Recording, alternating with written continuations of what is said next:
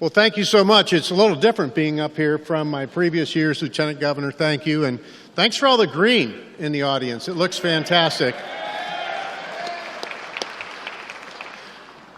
Thank you, Lieutenant Governor, Mr. Speaker, statewide officials, judges of the Missouri Supreme Court, members of the General Assembly, esteemed guests, and my fellow Missourians.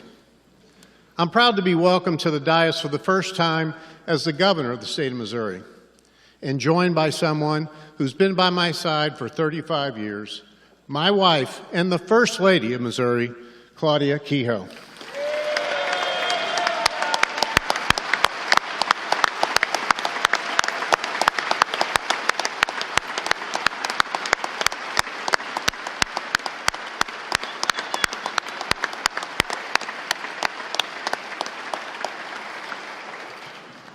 Still gets more applause than me. Today, I stand before you with hope for the future for our state and determined to meet the challenges ahead. Just over 2 weeks ago, I was humbled to be sworn in as the 58th governor of Missouri.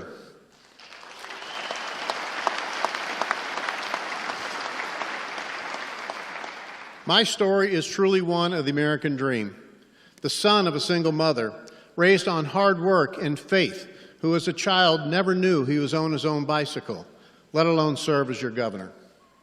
And the historic makeup of this 103rd General Assembly reflects the opportunities offered by this great state and nation.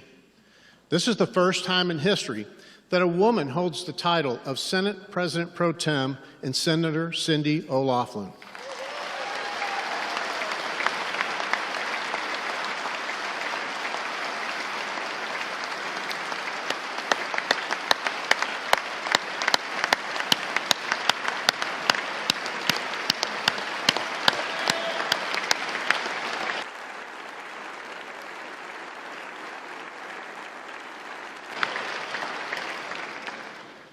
And Speaker John Patterson is not only the first Kansas City area legislator elected as Missouri House Speaker since before the Civil War, he's the first Asian American to lead the chamber.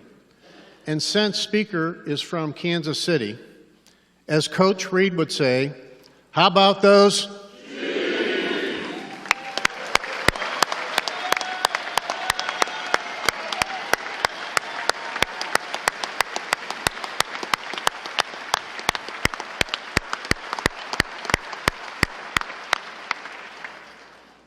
And I'm told that I am the first governor to serve our great state that was born and raised in the city of St. Louis by a single mother. And all of us got, thank you.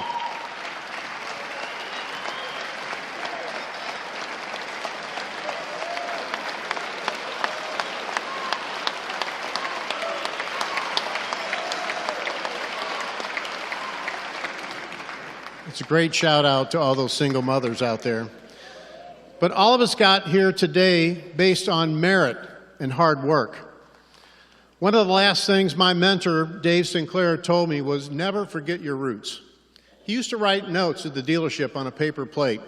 Many of you who have seen my paper plate.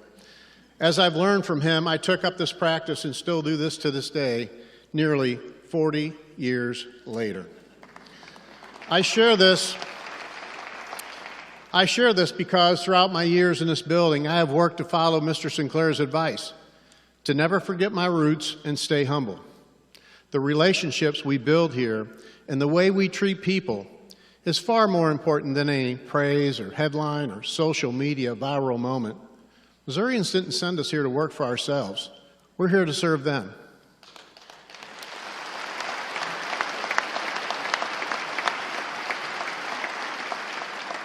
As I said earlier, I will never forget my roots. Well, I've sat where you sit. I understand the pressures you face, and I want to work with you, not against you, because I believe we can only secure Missouri's future if we work together.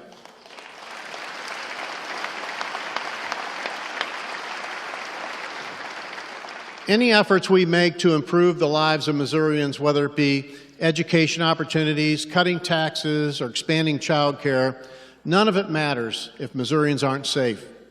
Securing Missouri's future begins with public safety. Achieving safety and security is not just a goal, it's the foundation of opportunity, stability, and progress. My administration is committed to equipping law enforcement with the tools, training, and resources they need to succeed.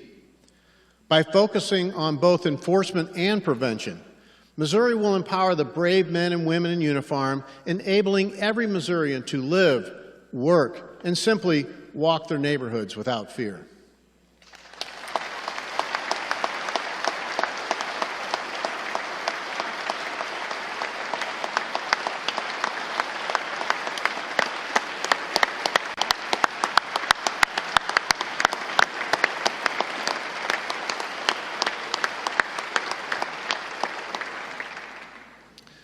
Before becoming governor, I promised Missourians I would take action on crime as soon as my hand left the Bible on Inauguration Day. And we did just that, signing 6 executive orders that were developed based on input from law enforcement to launch our Safer Missouri initiative. From organizing regional efforts to arrest dangerous fugitives, to charging our state troopers to work with the Trump administration and our federal partners on an effort to crack down on illegal immigration, to establishing a statewide program that encourages communities to support law enforcement. These executive orders were our first step in a comprehensive multi-phase plan. But our work on day one was just a start. As I've said before, in the coming weeks, months, and years, our administration will be relentless in our pursuit to make Missouri a place where it's easier to be a cop than a criminal.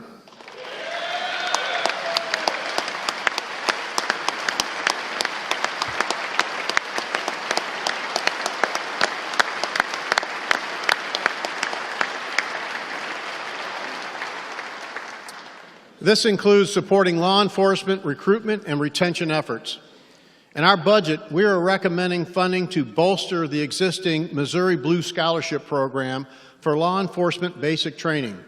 And we're recommending $10 million in funding to assist local communities who prioritize public safety with equipment and training needs through our Blue Shield program. We're also supporting legislation to create a new scholarship for law enforcement to access post-secondary education outside of basic training, to assist with recruitment and retention efforts. When we support law enforcement officers, we must also support their families. I urge the General Assembly to pass legislation from Representative Stinnett and Senator Ben Brown extending professional licensing reciprocity for spouses of law enforcement that move to Missouri from another state.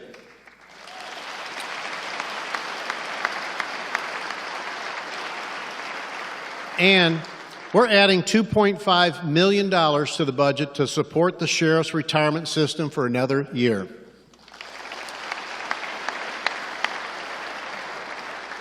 Our budget also supports funding for a new crime lab in Cape Girardeau, serving the Missouri State Highway Patrol Troop E region. Those whistles are from the boot heel. These steps are critical to making Missouri the best state in the nation to become a law enforcement officer.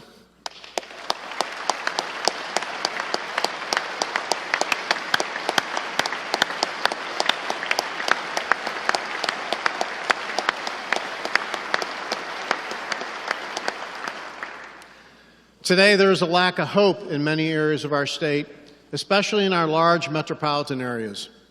Many of you know my story. I grew up in North St. Louis City.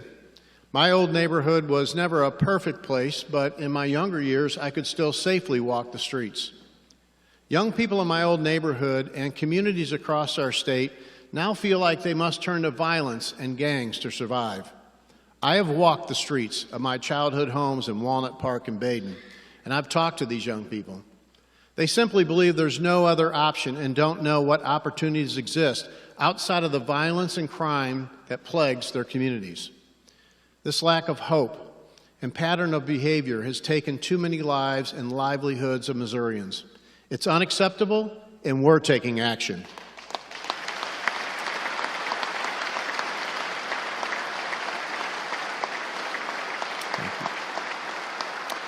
As part of our Safer Missouri crime plan, I am urging the General Assembly to pass a comprehensive crime bill sponsored by Senators Fitzwater and Schroer and Representative Christ. We're going to increase penalties for crimes like violent rioting and fleeing in a vehicle. And we're going to crack down on criminals who participate in reckless stunt driving and street racing, which has damaged property and taken lives for far too long. This legislation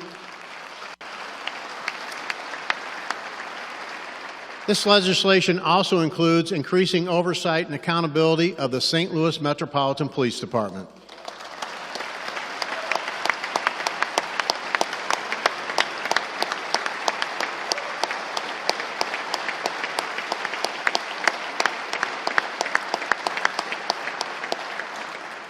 The current status quo in St. Louis is unacceptable. As the economic powerhouse of our state, we can't continue to let crime kill growth in the region and drive businesses and families to move outside of our state's borders. In St. Louis, we have one of the nation's top police chiefs in Chief Robert Tracy, and a tough-on-crime prosecutor in St. Louis Circuit Attorney Gabe Gore. And they could do even more if we give them the tools they need to continue their success. Our major cities, St. Louis, Kansas City, Columbia, and Springfield, can only thrive with business investment, and we have to be honest with where we stand on crime. The days of political subjective statistics are done under my administration. The polling data I care about is whether or not a business feels safe enough to invest in our cities. That's the barometer, period.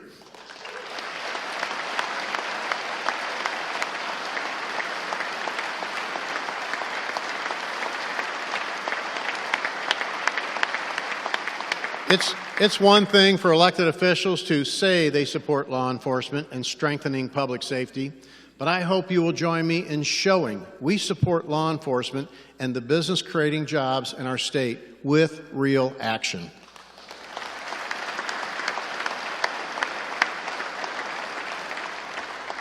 A shocking statistic that isn't talked about enough is that fentanyl is the leading cause of death for Americans between the ages of 18 and 45. It's destroyed far too many lives and families. We will tackle the fentanyl crisis in Missouri.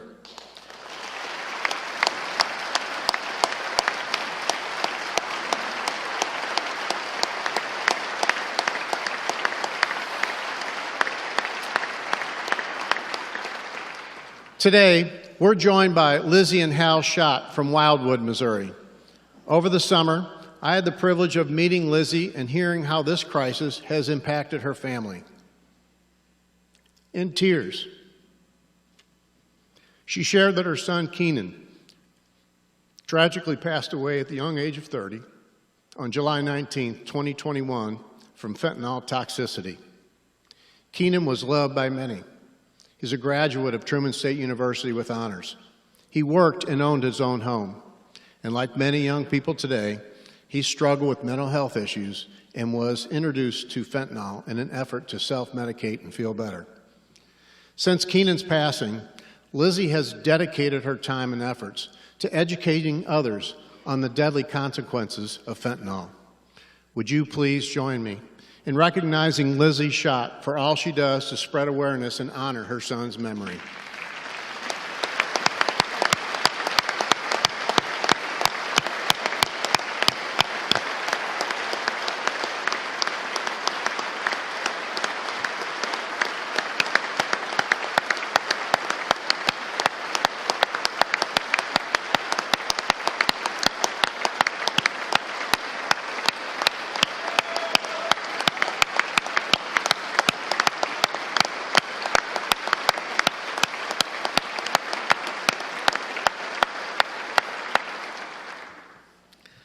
That woman right there is a hero.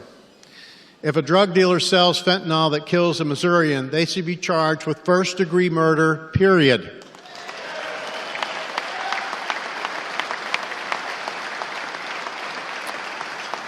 I urge the legislature to take action on this and support Senator Schroer and Representative Keithley's efforts in honor of all those lost to this tragic epidemic.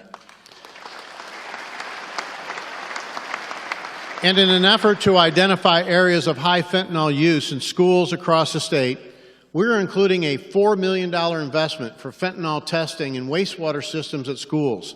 This is a $2 million increase since last year. Sadly, much of this crisis is coming from our nation's southern border. Last year, I had the privilege of going to the border twice to see the work of our Missouri National Guard and Missouri State Highway Patrol in Texas. Every state is truly a border state. And Missouri will work with President Trump to crack down on illegal immigration and the deadly drugs and criminals that have flooded through our borders.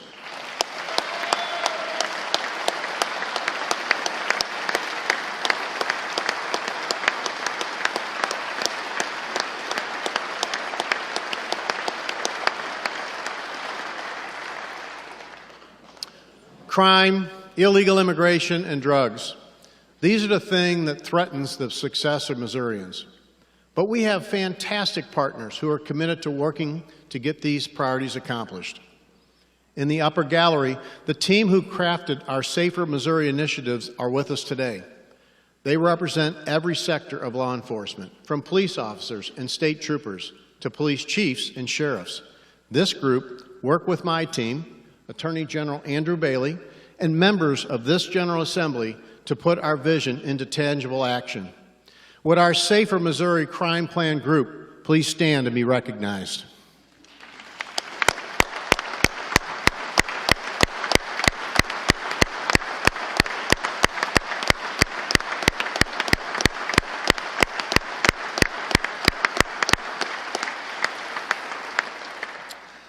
Because our communities are built on the sacrifices of law enforcement and first responder, would any member of the first responder family and our family community please stand to be recognized?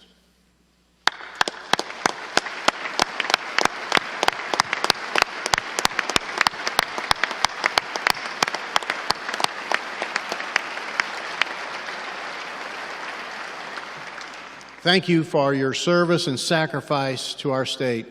My administration will always have your backs. While public safety is priority number one for Missourians to prosper, we must also have a robust economy and aggressive economic development efforts. We're going to work hard to retain and recruit businesses here in Missouri, from manufacturers to retail to Missouri sports teams. Businesses who provide jobs and opportunities to Missourians are an important part of our state's economic success. As a small businessman and entrepreneur who has created hundreds of jobs, I'm excited to get to work securing investment and growth in our state. That's why we support legislation to extend the Deal Closing Fund, sponsored by Senator Bernskoetter and Representative Knight, as a continued tool for our economic development teams. Infrastructure and economic development go hand in hand.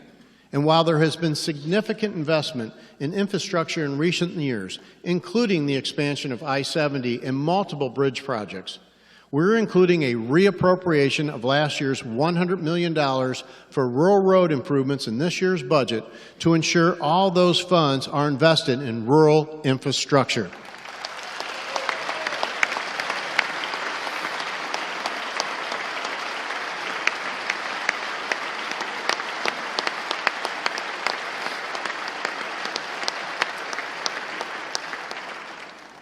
And in order to compete with other states, we must focus on reducing taxes and cutting regulations so families can keep more of their own money, and so job creators look at our state to expand and hire more hardworking Missourians.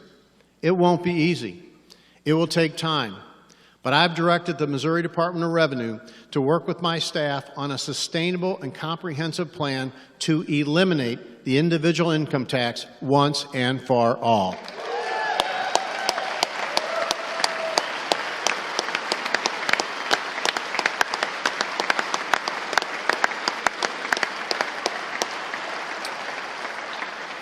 We are committed to this goal. While we task our best and brightest with developing a responsible plan to eliminate the income tax, the legislature must continue with success we've seen from cutting taxes so far. So I ask you to work with us in this effort and add additional Senate Bill 509-style income tax triggers this session. Missourians can spend their money a whole lot better than government, and I hope you will work with me to help Missouri families secure a better future for themselves, a future with no income taxes.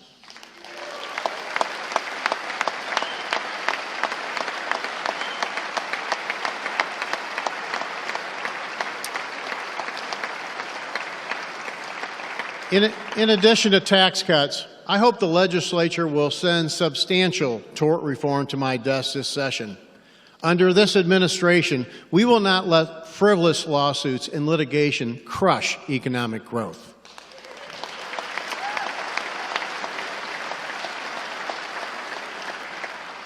As many of you heard me say before, a strong early childhood system is necessary for a prosperous economy. We know that when investing in our children, we are not only preparing them to be ready for school and success later in life, we are also helping the workforce today. When parents have a safe and reliable place to take their children and know that they can be taken care of, they are able to focus on their work and make our communities even stronger. This is personal to me. My mother worked hard to support my siblings and I. And when one of us got sick, she had to make a choice. Either leave us at home alone or go to work to pay for our groceries that week. No parent, especially a single mother, should ever have to make that decision.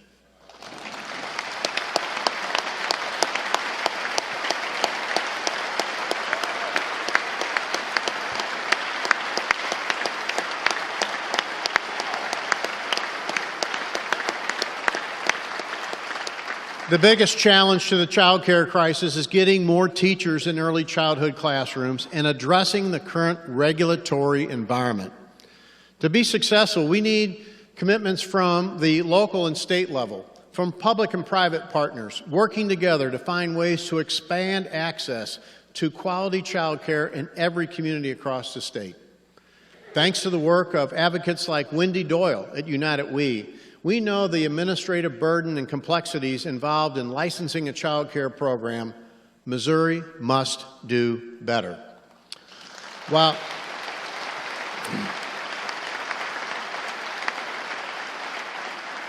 While there are certainly a number of requirements needed to keep kids safe while in child care, we can do a better job of making regulations easier to understand, implement, and comply with. Today, I will be issuing an executive order charging the Department of Elementary and Secondary Education Office of Childhood with a complete rewrite of the child care regulations to make them easier to understand and navigate.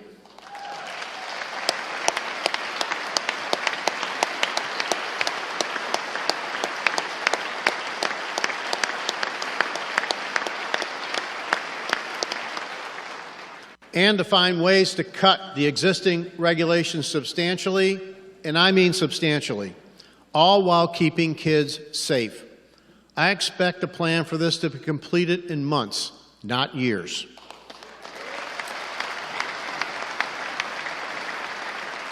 While the state can't carry the entire burden of this issue, we can be a partner alongside families, employers, and child care providers.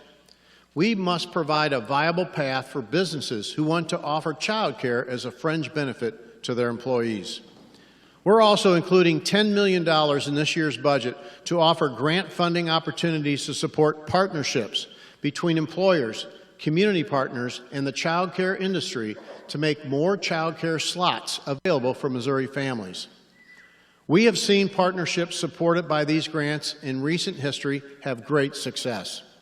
Today, also in the upper gallery, we are joined by Alina Malone with Lovely Child Development Center located in the city of Ferguson.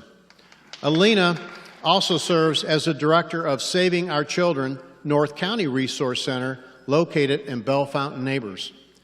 She is joined by Assistant Director Teresa Hester. Alina utilized the Innovation Grant to start up a child care facility that serves 56 children in North St. Louis County. She is passionate for advocating to improve Missouri's child care system, and her work exemplifies the power of collaboration between employers and community partners.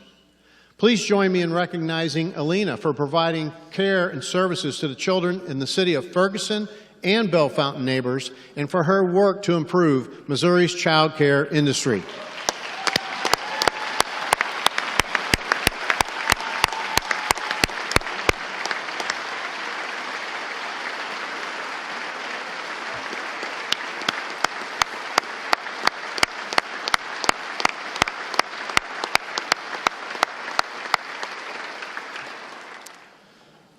My administration is committed to timely payments for the child care providers who partner with the state and to provide care. We know delays in payments from the state have made it difficult for providers to even stay open. So starting in fiscal year 2026, providers will receive payments from the state at the beginning of the month, and we will pay on enrollment just like private pay.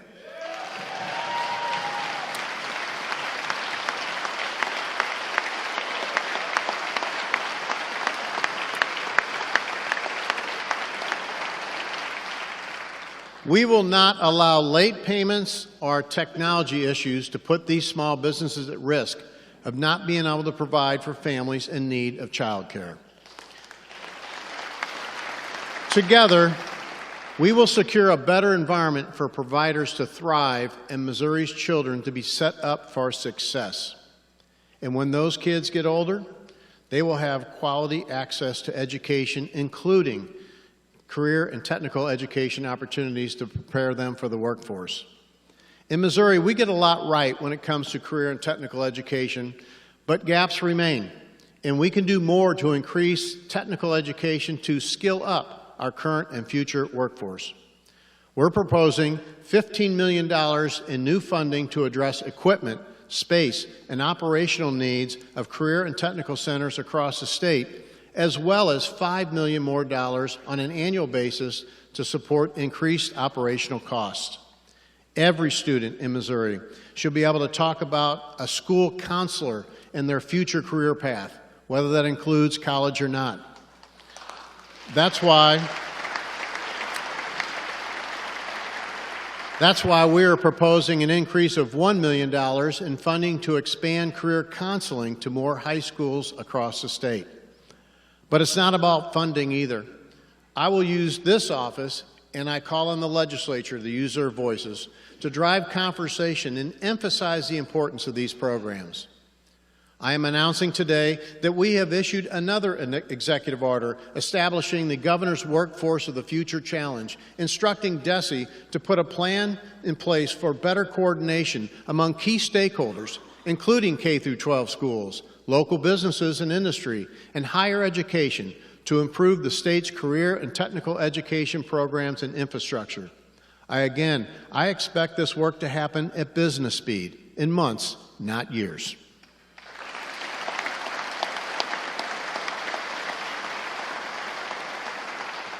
By addressing critical needs of tax cuts for families, rural roads, child care access, and career and technical training, our budget priorities foster innovation, strengthen communities, and ensure that Missouri remains a competitive and thriving state for all. Our hardworking agriculture families and their efforts are critical to Missouri's economic success. From multi-generation farmers and ranchers to first generation like Claudia and me, we must get government out of the way and let our farmers and ranchers do what they do best: work hard and continue to produce results.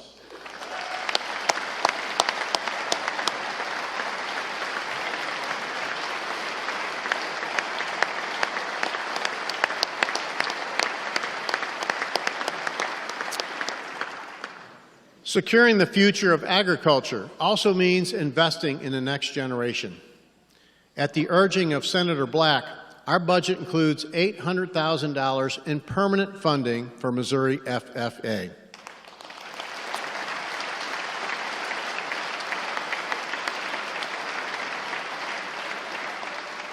Seated in the upper gallery as well is Miss Adeline Tayson.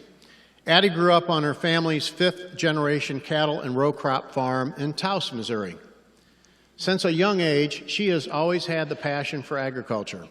I know this because I bought several of her steers during her 16 years involvement in FFA and 4-H. She is a 2024 graduate of the University of Missouri's College of Agriculture, Food, and Natural Resources, where she found a passion for agronomy. Today, Addie works in precision farming, specializing in product support for stray drones and precision equipment. And now, she is an operator and part owner with her parents on their family farm. Addie also judges county and state livestock shows and helps local youth and their 4-H projects.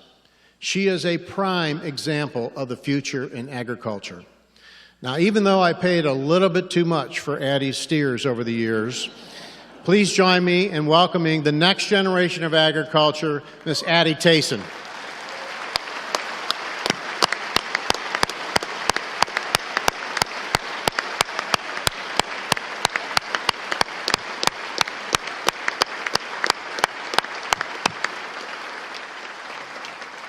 Addie, thank you and your family for being here today. The Missouri State Fair is a tradition like no other in our state, and Claudia and I have been proud to support the fair for many years. It's the best display of agriculture in the future of our state's leading industry. We're proposing a substantial investment in new bonding to support the construction of a 40,000 square foot covered multi-use livestock barn and an 80,000 square foot stalling barn to house equine and other livestock at the fair's new arena, which was previously supported by the legislature and is now under construction. But as a businessman, I believe a return on investment is critical to any deal. And thanks to the cooperation of the Missouri State Fair Commission, we expect their help to retire the bonds for this project with the revenues from this facility. Once fully operational, we expect these investments to pay for themselves by attracting more national and regional events and shows, bringing increased economic activity to the entire Sedalia region. While Missouri agriculture has a $93.7 billion impact on our state's economy, there is still room to grow. As Lieutenant Governor, I was proud to work with education and agriculture stakeholders on the Missouri Food, Beverage, and Forest Products Manufacturing Task Force, where we identified areas for our future growth through value-added practices. Our budget also includes funding to expand Missouri's meat and poultry inspection and production capacity, which will aid in minimizing delays for producers. Under this administration, our ag industry will continue to grow and thrive because it's not only the backbone of our economy, but our producers feed and clothe the world.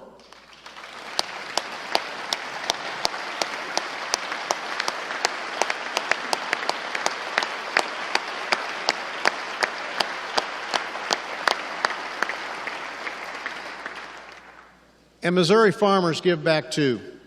Claudia and I are proud to participate in the Drive to Feed Kids each year at the fair held by Missouri Farmers Care.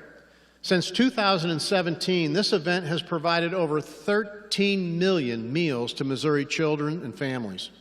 In partnership with the Missouri Department of Agriculture, Missouri Farmers Care is bringing this meal packing event to the state capitol again this session. I hope to see legislators join us in this effort to fight hunger in our state. And now, would any elected official or guest here today who is in the production agriculture business please stand to be recognized?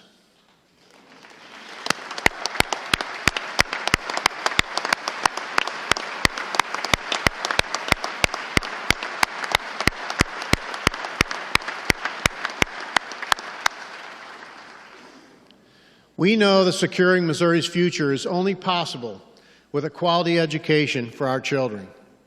Strengthening public education, expanding school choice, and empowering parents is critical to ensuring that every single student has the opportunity to get a world-class education. To expand school choice, I urge the General Assembly to pass voluntary open enrollment in public schools, sponsored by Senator Trent and Representative Pollitt. We've also included $50 million in general revenue funding to bolster the ESA program.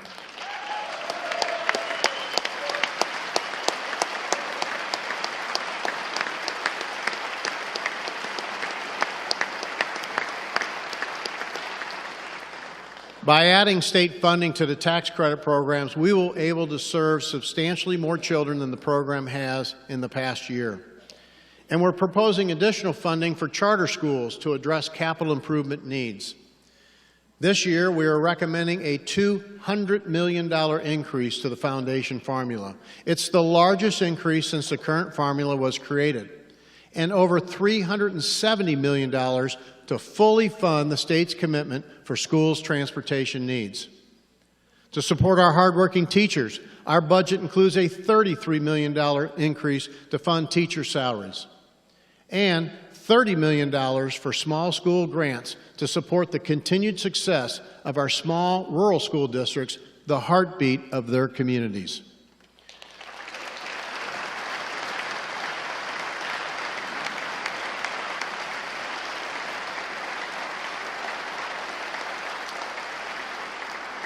You're going to hear it in the media, so you might as well hear it from me first.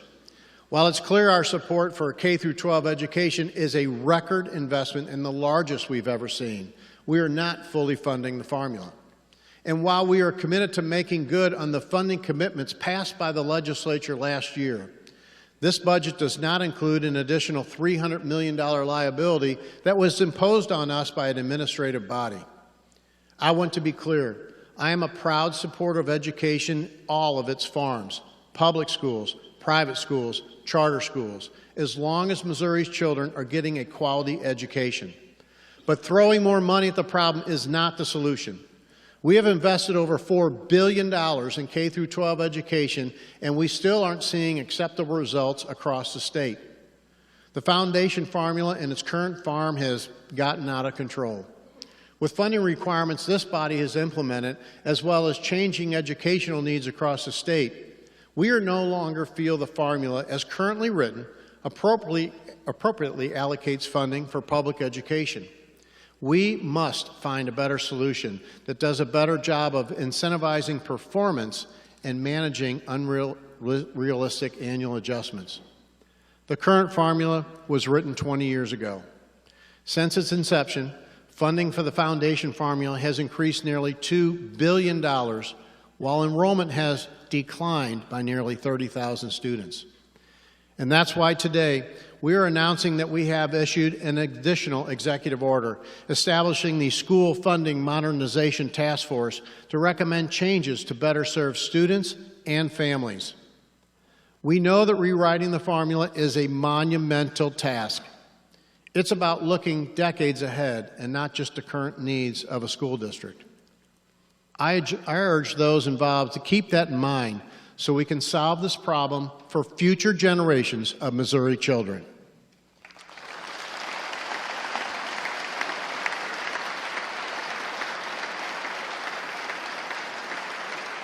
We must modernize the way we fund education while recognizing high-performing schools and ensuring lower-performing schools have a plan to do better. We are also committed to ensuring we have the best qualified people in place to lead Missouri public and charter education. Former Missouri State Senator and current Commissioner Carla Essinger is a fantastic start, and I have committed to meeting regularly with the Commissioner and legislative leadership to move our vision of increased accountability for school performance and student outcomes forward. But I want to be clear, this administration will not retain or appoint members of the State Board of Education who do not align with our vision. As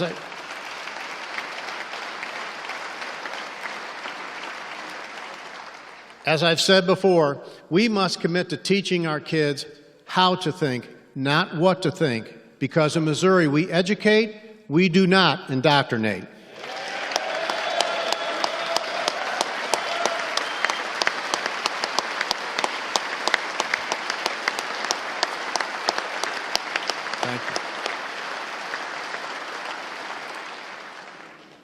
And in the classroom, common sense discipline is a must.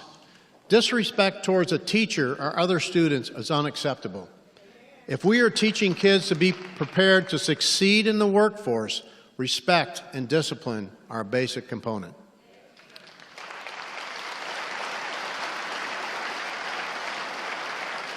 We all agree that kids deserve to feel safe at school.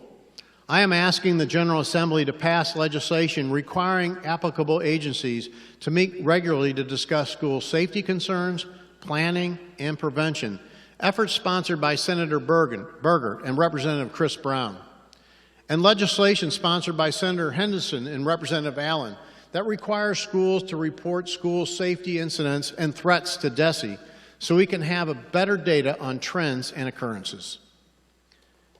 These investments in public safety, economic development, education, and agriculture are made possible in part by the work of dedicated servants across the state.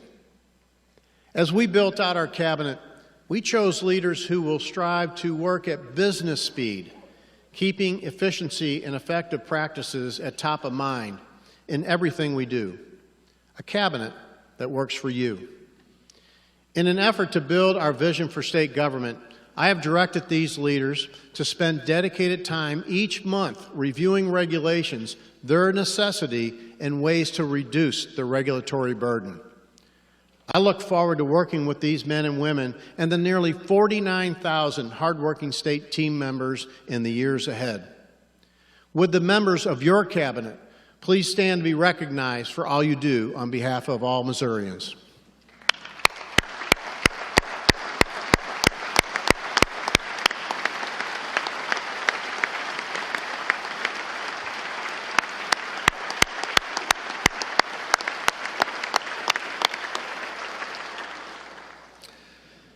We have made much progress on supporting our state workforce in recent years, but more is needed.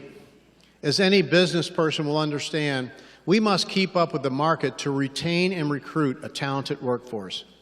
And right now, it's extremely difficult for our agencies to operate efficiently with an average turnover rate of 20% in our state workforce. That's why we are proposing a statewide retention pay plan increase for state employees for every 2 years of service to the state with a cap of 20 years of service. State employees working in 24/7 facilities that already have this time of service pay plan will receive a cost of living adjustment. Finally, I will say this. This administration will be built on merit and not support DEI programs in state government.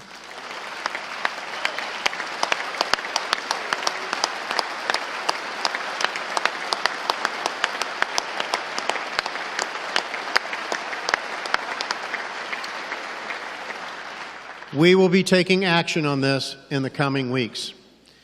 And as we are seeing a national movement to reduce the size of government and focus on efficient practices, I hope to see the same in Missouri. You won't find this in the budget or the budget books currently, as it's work in progress.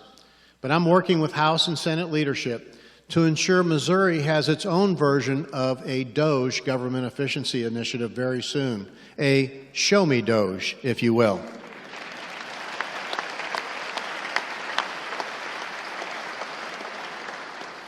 Our Missouri DOGE concept will have an immediate return on investment as we will ask industry experts from around the state to donate their time to assist our state agencies in the areas of their expertise. For every dollar we invest in this, we will ask that they invest the same in their time and efforts.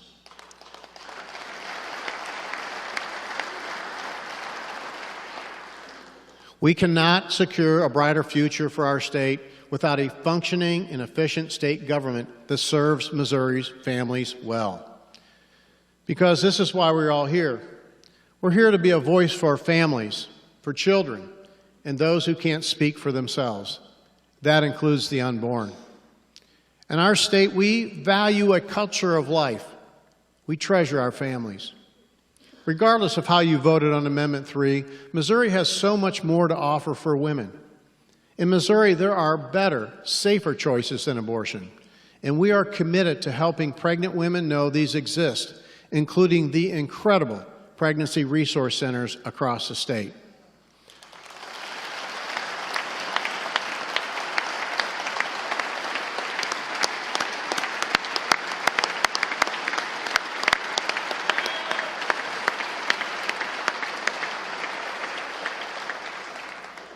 We're asking the General Assembly to support alternatives to abortion with $4 million in additional funding to benefit expecting and new mothers.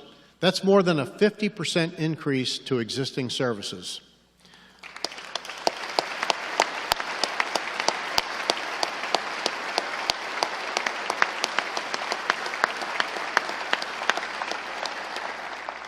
Let's work together to support Missouri women so abortion doesn't even have to be considered as an option.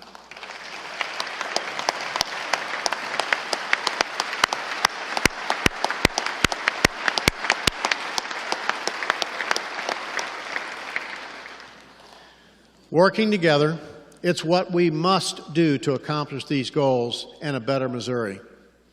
It won't be easy. The politics of today's world tell us that we can't work together and that consensus is just not possible. But I have built a life and a career on doing just that without sacrificing my core Christian conservative beliefs. Because it's not just about us. Our work in this building is only possible because of those who came before us, the sacrifices of our brave servicemen and women. And that's why we are proposing an additional $10 million of general revenue fundings to our Missouri veterans' homes. Under the Kehoe administration, no veterans' home will close due to lack of state funding.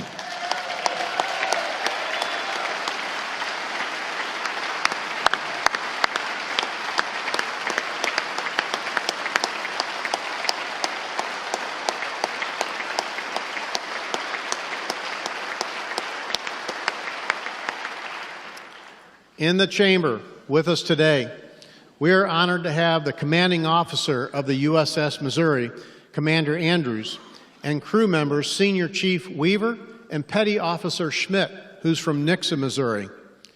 Missourians thank you for all you do to keep our country safe and honor Missouri's namesake naval ship. Would you please stand to be recognized?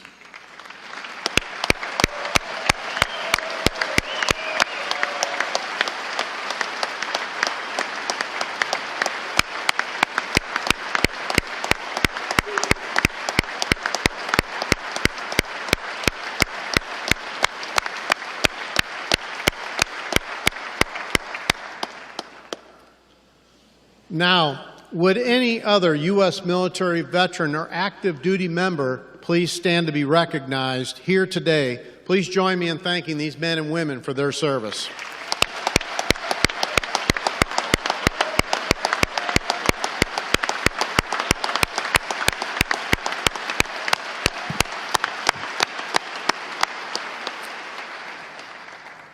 So, to the members of the General Assembly, I look forward to working with you in this first session that I have the privilege to serve as your governor.